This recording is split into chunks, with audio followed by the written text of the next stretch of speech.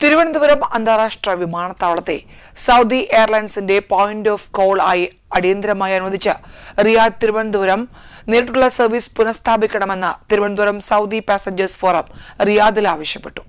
Indian സർക്കാരിൽ നിന്ന് ആവശ്യമായ അനുമതികൾ ലഭിച്ചാൽ തിരുവനന്തപുരത്തേക്ക് സർവീസ് നടത്താൻ സൗദി എയർലൈൻസ് സന്നദ്ധമാണെന്ന് സൗദി അധികൃതർ അറിയിച്ചതായും ഫോറം വ്യക്തമാക്കി.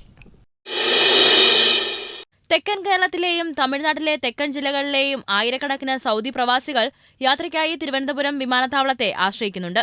2019 റിയാദ്, ജിദ്ദ എന്നിവിടങ്ങളിൽ നിന്നുള്ള സൗദിയുടെ നേരിട്ടുള്ള സർവീസ് നിർത്തലാക്കിയതോടെ ഇവർ കൊച്ചി, കോഴിക്കോട് തുടങ്ങിയ വിമാനത്താവളങ്ങളെ ആശ്രയിക്കുകയോ മറ്റു നഗരങ്ങൾ വഴി കണക്ഷൻ വിമാനങ്ങളിൽ യാത്ര ചെയ്യുകയോ ചെയ്യേണ്ട അവസ്ഥയിലാണ്. ഇത് അധിക യാത്രാ ചെലവിനും സമയനഷ്ടത്തിനും കാരണമാകുന്നു. പ്രത്യേകിച്ച് 30 മുതൽ 45 ദിവസം വരെ മാത്രം വാർഷികാവധി ലഭിക്കുന്ന പ്രവാസികൾക്കും കുടുംബസമേതം യാത്ര ചെയ്യുന്നവർക്കും പ്രായമായവർക്കും രോഗികൾക്കും നിലവിലെ യാത്രാ സാഹചര്യം വലിയ ബുദ്ധിമുട്ടാണ്.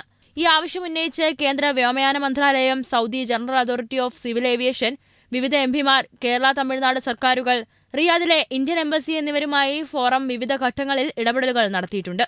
ഇന്ത്യൻ എംബസി അധികൃതരുമായും സൗദി GACA അധികൃതരുമായും നടത്തിയ ചർച്ചകളിൽ അനുകൂല പ്രതികരണമാണ് ലഭിച്ചതെന്നും ഇന്ത്യൻ സർക്കാരിൽ നിന്ന് ആവശ്യമായ അനുമതികൾ ലഭിച്ചാൽ തിരുവനന്തപുരത്തേക്ക് സർവീസ് നടത്താൻ സൗദി എയർലൈൻസ് സന്നദ്ധമാണെന്ന് സൗദി അധികൃതർ അറിയിച്ചതായും ഫോറം വ്യക്തമാക്കി.